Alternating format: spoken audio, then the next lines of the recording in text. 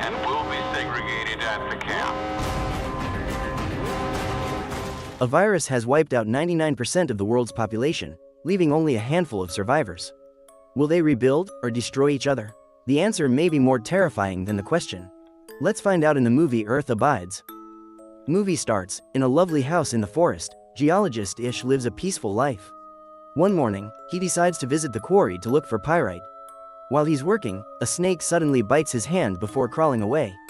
Panicking, he takes out his phone, only to accidentally drop it down the hill. Next, he sucks the venom out. He rushes back to his house and drinks some water before collapsing on the bed. But then he becomes delirious. A few hours later, Ish hasn't moved, and his hand is terribly swollen. He can hear someone knocking on his door and a helicopter outside, but he can't move or talk.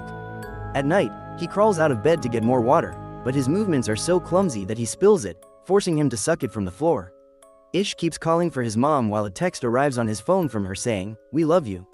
Many days later, Ish wakes up feeling better, and his hand is back to normal. He gets in his car after cleaning it, and it takes a few tries to start. Ish drives to town and is surprised to find the streets empty. Eventually, he stops the car when he discovers a rotting body on the ground. There are military cars everywhere and more dead people inside other vehicles. On a road sign, he reads that there's been a global pandemic and the US government has been suspended. As he freaks out, he gets back in his car and turns on the radio.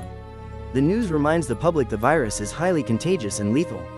So everyone must stay inside. When he makes it to his family home, Mom? Dad? Ish is devastated to discover both his parents are dead. After taking a moment to cry, he buries his parents in the backyard. Ish keeps searching the town and finds dozens of bodies in the church. Then he picks up a bunch of supplies, including a gun, and drives to the bridge, only to find it blocked. He screams in frustration before taking a different road to reach Las Vegas, which is also completely deserted. Searching the buildings is unsuccessful, so Ish decides to go to a bar to get a drink. He drops the glass when he's startled by a voice. These are Milton and Anne, who explain they're immune and got stuck here when it all started. Milton has recorded the announcement on his phone and shows it to Ish, who learns the virus is new, and nobody knows where it came from. Vaccines were ineffective, and people were starting to panic on the streets. Eventually, the government lost control, and the virus took over the nation. Suddenly, Ish admits that his parents had told him there was a new sickness around, but he hadn't thought it was this serious. Milton and Anne tell him all nations fell, so there are probably only a handful of survivors like them around the world. The trio gathers for breakfast. Milton tries to convince Ish to stay, saying they have food and a generator. As he shows Ish his gun, he also reveals he and Anne have an agreement: when food runs out, they'll self-delete. When Ish points out that the country has enough resources to last a decade, Milton asks why anyone would want to live after everything they cared about is gone. Before leaving, Ish asks Anne to come with him. She turns him down but still kisses him, so Ish has to push her away. On his way out, Ish hears 2 gunshots. Furious, Ish drives down the road at a dangerous speed and almost hits a dog but stops just in time. Seeing this as a sign, he names the dog Lucky and takes him along. Next, Ish stops at the library and gathers all the books on survival he can find. Not knowing what else to do, Ish returns to his old house to start a new life with Lucky. A year later, Ish is still alive. He keeps himself busy with chores and exercise, but he can feel he's starting to lose his sanity. Sometimes, he drives his car in circles just to pass the time. One morning, he hears Lucky barking and looks out the window to see smoke in the distance. Ish and Lucky immediately get in the car and drive to town to follow the smoke to a particular house. Emma appears on the roof with a gun but puts it down when Ish explains his situation. She invites him in and shares tea and bread, explaining she arrived a few days ago. They get along well, so when Ish tries to leave, Emma convinces him to stay the night. The next morning, Ish persuades her to come live with him so they can keep each other company.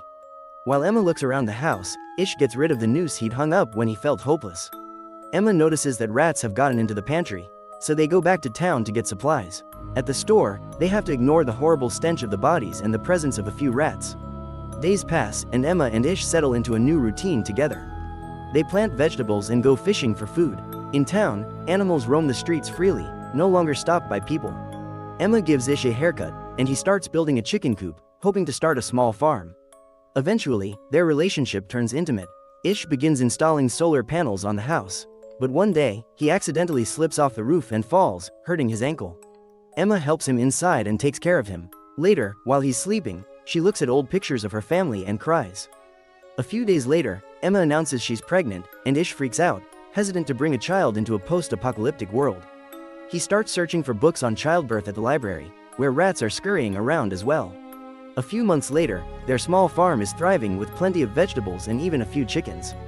However, Emma points out she needs more protein, so Ish agrees to go hunting.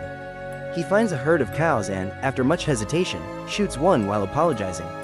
Following instructions from a book, he butchers the cow and brings the meat home in a cooler. Some days later, Ish finally completes the solar panels, giving the house power again. This means they can store food in the fridge. 9 months later, Emma starts having contractions and gets ready to give birth. However, she discovers the baby's shoulder is coming out first. Ish wants to find the book that explains how to handle this, but Emma yells at him and guides him on how to reposition the baby until the head is out first. The birth goes smoothly, and they become the proud parents of a healthy baby girl. Feeling hopeful about the future again, Emma paints their address on a wall in town, inviting other survivors to join them.